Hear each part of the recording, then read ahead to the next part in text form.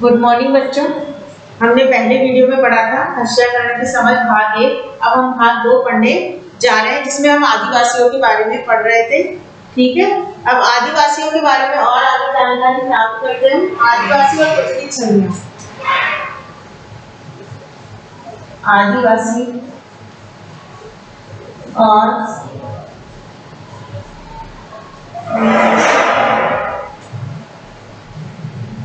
प्रचलित छवियां जो हमारे दिमाग में बैठी है, जो हमने टीवी वगैरह में देखते हैं, तो हमारे दिमाग में वही छवि बैठी है कि आदिवासी रंग बिरंगे कपड़े पहनते हैं, सर पे मुकुट लगाते हैं, जंगलों में रहते हैं, तीर कमान चला करके शिकार करते हैं। तो इस तरह की छवियां हमारे दिमाग में बैठी है, क्योंकि हमने उनको इन्हीं छवियों में देखा है। आगे हम इसमें देखेंगे हमारे देश में आदिवासियों को, हमारे देश में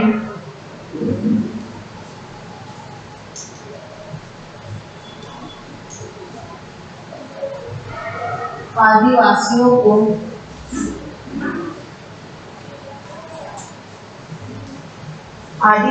को एक खास तरह से पेश किया जाता रहा है। एक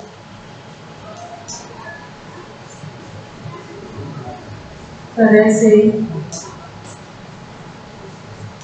पेश किया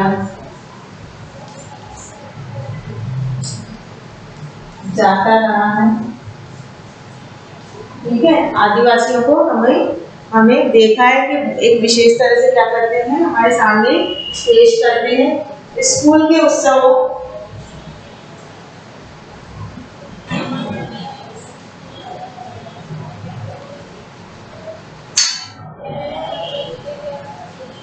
स्कूल के उत्सवों, ठीक है, और सरकारी कार्यक्रमों,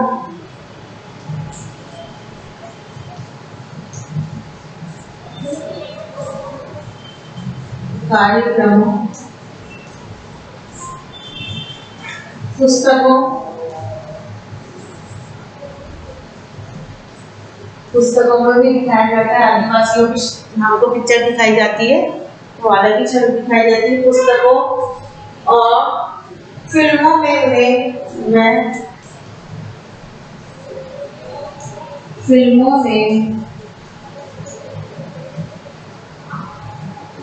उन्हें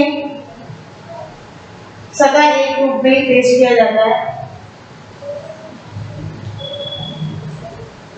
सदा एक रूप में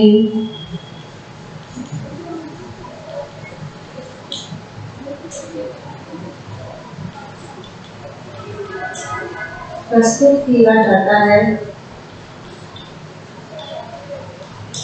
एक ही रूप हमारे सामने रखा जाता है। ये आदिवासी जो लोग होते हैं, वो सर पे मुकुट लगा के रहते हैं और रंग बिरंगे कपड़े पहनते हैं। ये रंग बिरंगे कपड़े पहनते हैं, ये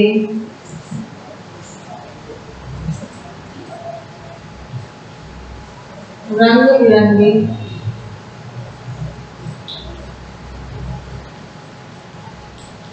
कपड़े पहनते हैं तथा सिर पर मुकुट लगाते हैं। ठीक है, रंग बिरंगे कपड़े पहनते हैं और सर पर क्या लगाते हैं, मुकुट लगाते हैं, और हमेशा नाचते गाते दिखाई देते हैं। हमेशा नाचते गाते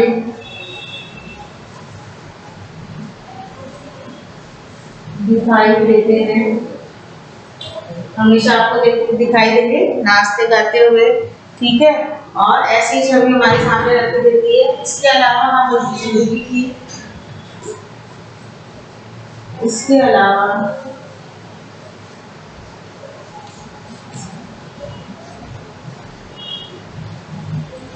उनकी जिंदगी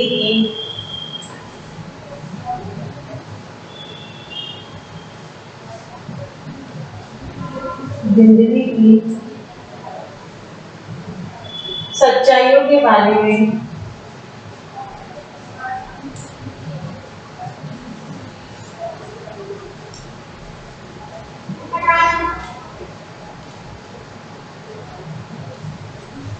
बहुत कम जानते हैं, बहुत कम जानते हैं। इसके अलावा हम उनकी जिंदगी की सच्चाई के बारे में बहुत कम जानते हैं। तो हम आपने और हमने देखा होगा कि हम फिल्मों में और किताबों में या अन्य किसी चीजों के माध्यम से जब हम उनकी छवि को देखते हैं तो हमें ऐसा दिखाया गया है उनकी छवि को कि वो क्या करते हैं, रंग बिरंगे कपड़े पहनते हैं, सिर पे मुकुट लगाते हैं, नाचते गाते हैं। लेकिन आज तक हमने ये नहीं देखा कि उनकी जो असली की जिंदगी होती है, असली में वो किस तरह से रहते हैं, वो हम आज तक भी नहीं जान पाए हैं। तो हमने इसी रूप में उनको देखा है, आदिवासियों को। ठीक है, टीवी पे भी जब हमें दिखाया जाता है, फिल्मों में भी दिखाया जाता है, तो आदिवासी हमें इसी तरह से दिखाई देते हैं। अभी हम इसी में देखेंगे, उनकी छवि के बारे में पढ़ रहे हैं हम, और जो हकीकत है वो कैसी है उनकी छवि।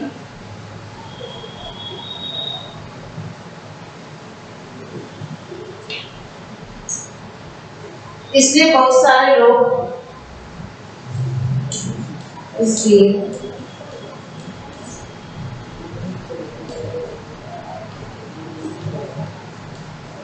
सारे लोग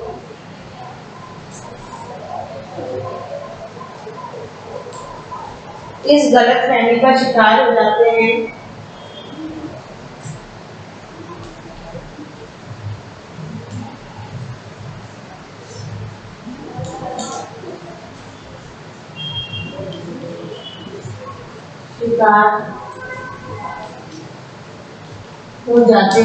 बहुत सारे लोग क्या हो जाते हैं, गलतफहमी का शिकार हो जाते हैं। वे उनका जीवन बहुत आकर्षक कि उनका जीवन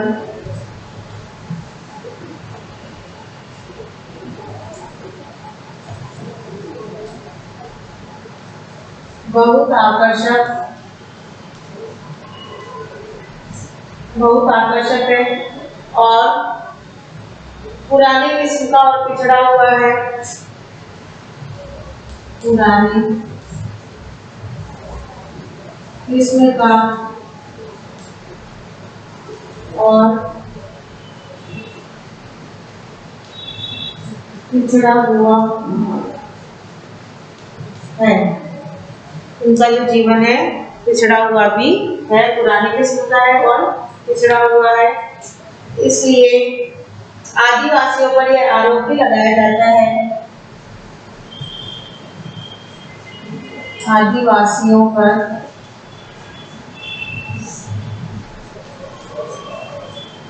यह आरोप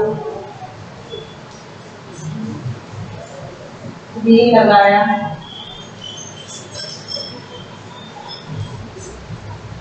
जाता है, आदिवासियों पर यह आरोप भी लगाया जाता है कि वे लोग ये आगे नहीं बढ़ना चाहते हैं, वे आगे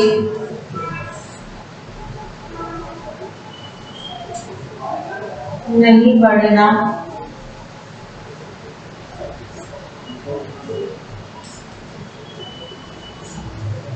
चाहते हैं, आगे नहीं बढ़ना चाहते हैं। ये भी क्या लगाया जाता है, आरोप लगाया जाता है कि वे आगे नहीं बढ़ना चाहते हैं।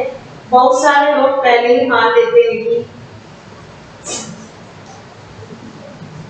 बहुत सारे लोग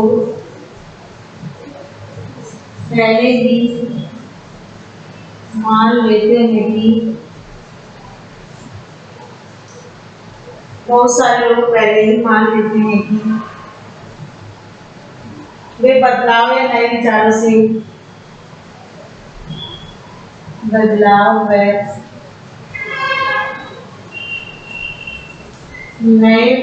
से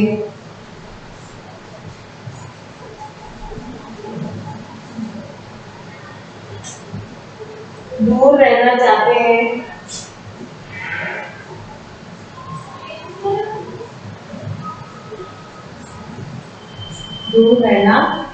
चाहते हैं, मतलब बहुत सारे लोग ये जानते हैं कि वो बदलाव से इससे दूर रहना चाहते हैं और समुदाय की बड़ी बड़ी छवियों को तो इस तरह के समुदाय के साथ ऐसा कितना भेदभाव होने लगा है। मतलब लोग ये देखते हैं, उनकी जो छवि बताई गई है तो सोचते हैं कि वो लोग पुराने विचारों के हैं और वो आगे बढ़ना भी नहीं चाहते, उनका विकास भी नहीं चाहते। जबकि ये क्या है, हम लोगों की भावना है, ऐसा नहीं है। वो लोग क्या चाहते हैं, अपना विकास चाहते हैं, लेकिन बहुत सारे लोग ये मान लेते हैं कि वो लोग क्या है कि बड़ा बदलाव नए विचार से दूर रहना चाहते हैं। इस तरह की छवि हमें दिखाई जाती है। अब आता है आदिवासी और विकास।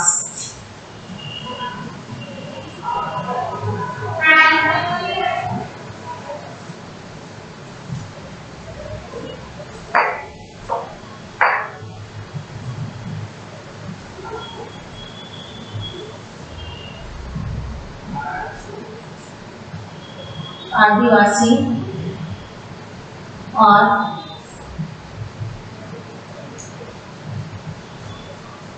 विकास।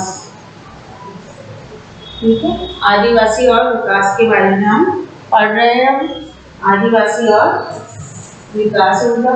ठीक है, हमने इतिहास में अपनी पुस्तक में पढ़ा है कि भारत के तमाम साम्राज्यों सभ्यताओं के विकास जंगलों से बहुत गहरा रिश्ता रहा है। जब भी हमारे यहाँ पर किसी भी प्रकार जब हमने देखा तो उस समय क्या हुआ है, उनका जो जंगलों से है बहुत गहरा महत्व रहा है। लोहे, तांबे, सोने, चांदी और ऐसे कोयले और हीरे, कीमती इमारती लकड़ियां, ये सब हमें किससे प्राप्त होती थी? जंगलों से ही प्राप्त होती थी। तो पुराने समय में भी क्या है, जंगलों से बहुत ज्यादा हमारा साथ रहा है। ठीक है, ये सभी जंगलों में मिलते हैं। इसके अलावा जीवन को आगे बढ़ाने रहने में भी जंगल का बड़ा योगदान है। तो हमें अपनी आवश्यकता की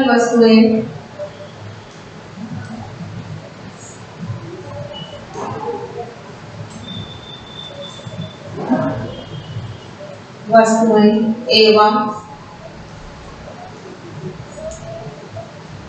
बहुमूल्य चीजें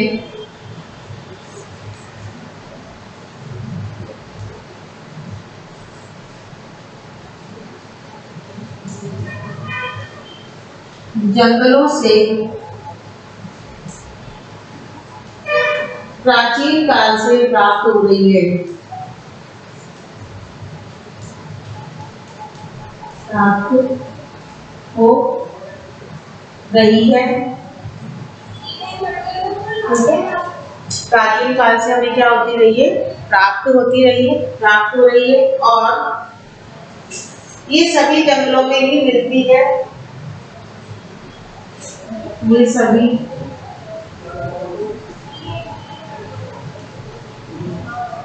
जंगलों में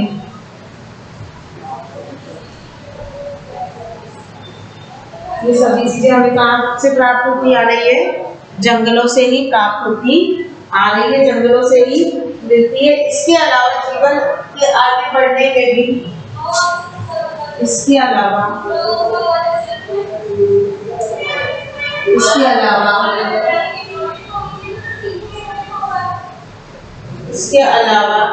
जीवन के आगे बढ़ते रहने में, जीवन के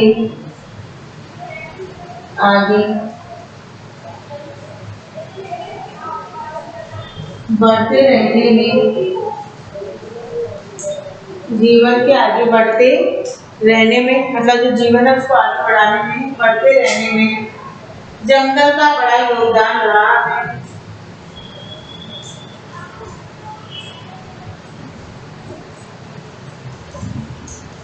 बड़ा योगदान रहा है, जंगल का बड़ा योगदान रहा है। और साथ ही इन्हीं जंगलों से, इन्हीं जंगलों से बहुत सारी नदियों को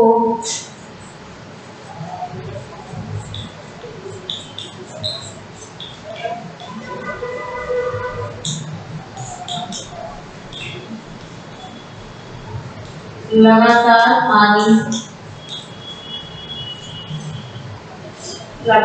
पानी मिलता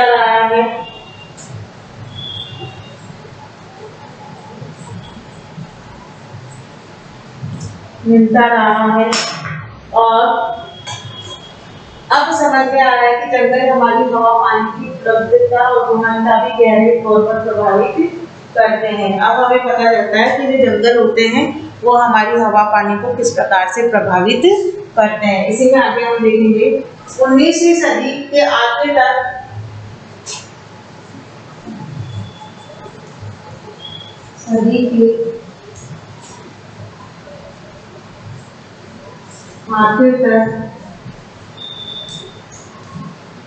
जंगल हमारे देश का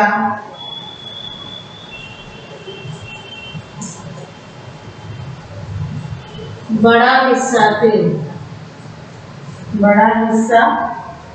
जंगलों से ढका हुआ था।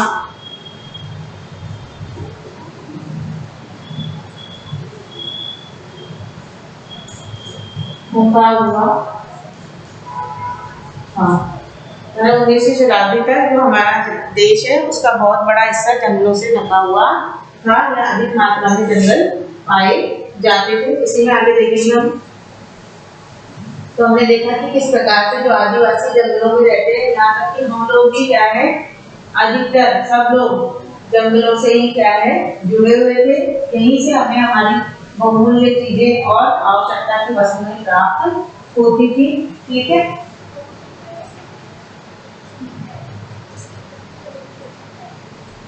और कम से कम 19वीं सदी के मध्य तक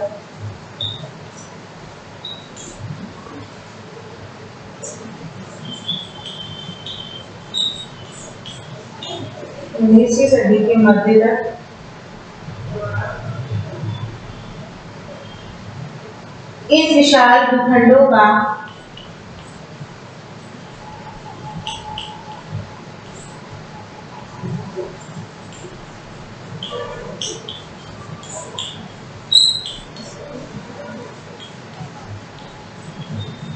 आदिवासियों के पास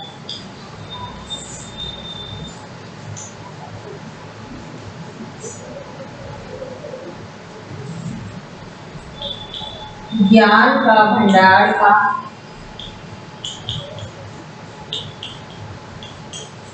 ज्ञान का क्या था?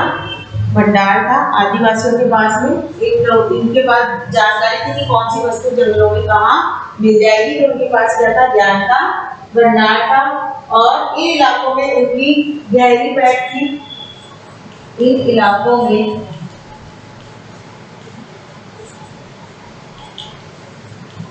उनकी गहरी पैठ थी। ठीक है, इन इलाकों में इनकी क्या थी? गहरी पैठ थी। और उनका जंगलों पर पूरा नियंत्रण भी था। उनका जंगलों पर पूरा नियंत्रण था। उनका जंगलों पर क्या था बच्चों? पूरा नियंत्रण भी था। पूर्ण रूप से नियंत्रण भी थे। इसलिए आदिवासी समुदाय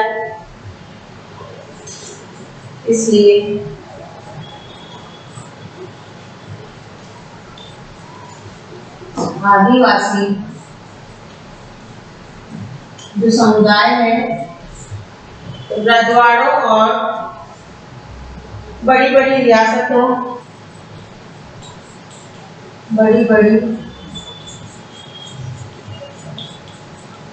रियासतों, ठीक है, और रजवाड़ों के अधीन और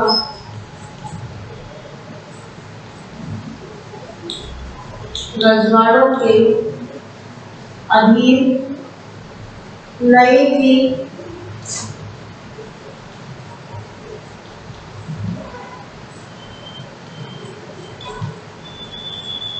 रजवाड़ों के अधीन भी नहीं थी।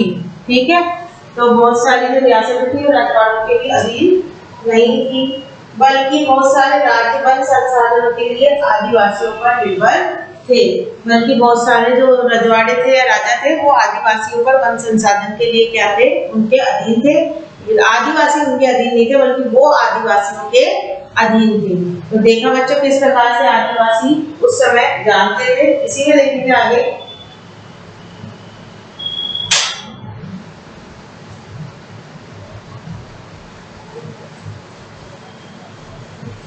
तो हमने देखा कि किस तरह से आदिवासियों का जंगल का बहुत ज्यादा ज्ञान था और वे इनके क्या थे, ज्ञान के भंडार थे। उनके पास है कि कौन सी वस्तु कहाँ पर मिल सकती है, उनको ये बातें सब मालूम थी, जानकार थे वे।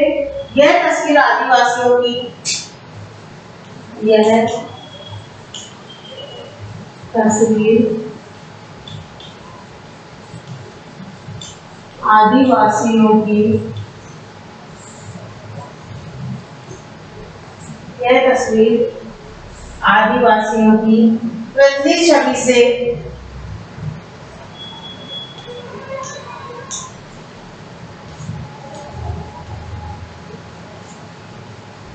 प्रचलित छवि से बिल्कुल अलग है।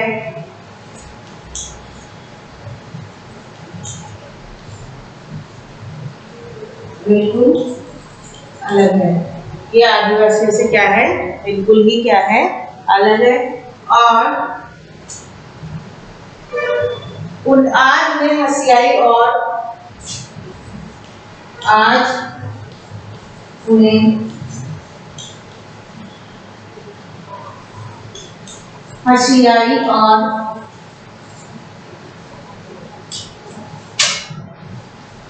शक्तिहीन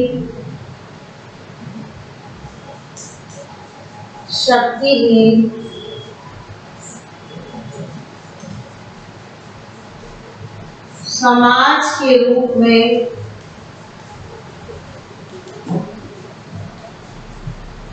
देखा जाता है।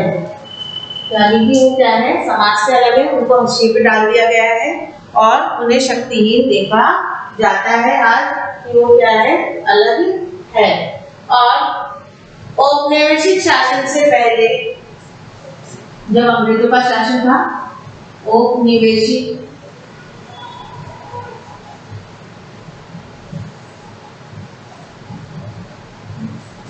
शासन से पहले, औपनिवेशिक शासन से पहले आदिवासी समुदाय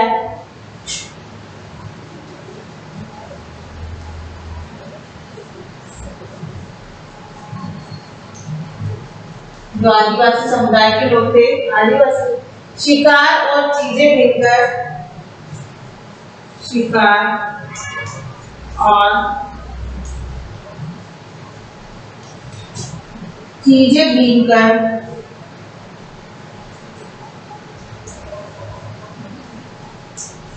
ठीक है, अपना जीवन या अपनी आजीविका चलाते थे। अपनी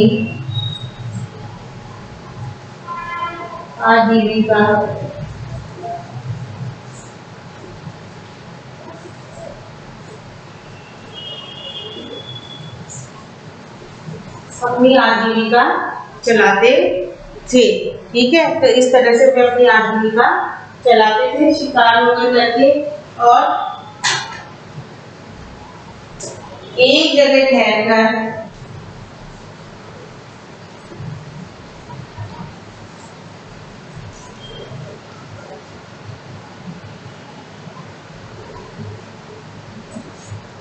कम रहते थे, मतलब एक स्थान पर कम रहते थे, भूमि कृषि करते थे बच्चों आदिवासी।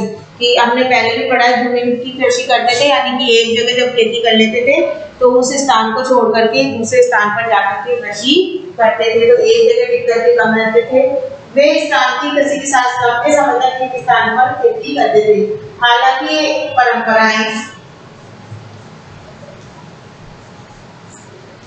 ये परंपराएं अभी भी शामिल है आज भी परंपराएं हैं, अभी भी ये परंपराएं क्या है, शामिल है, इनको छोड़ा नहीं गया है। और लेकिन पिछले 200 सालों में आए, पिछले 200 सालों में 200 सालों में आए आर्थिक बदलाव,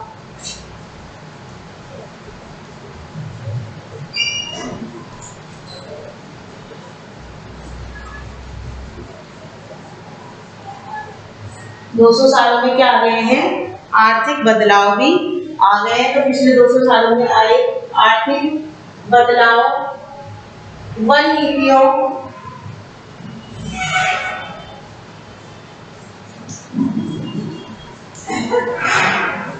के कारण, वन नीतियों के कारण व राज्य में निजी उद्योगों के दबाव की वजह से इन लोगों को बागानों और निर्माण स्थलों, उद्योगों और घरों में नौकरी करने के लिए धकेला जा रहा है। अब क्या हो गई, वन नीतियां अलग अलग आ गई है, वनों में बदलाव आ गए हैं, आर्थिक स्थितियां बदल गई है।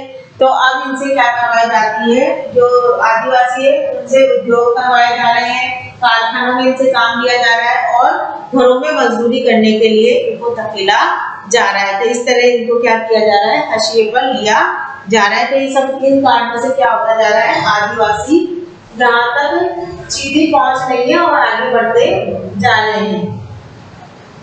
अब आगे हम देखेंगे, इसी में देखो बच्चों, इसमें और क्या है कि जो इमारती लकड़ियां हमें कहाँ से प्राप्त होती है, जंगलों से प्राप्त होती है।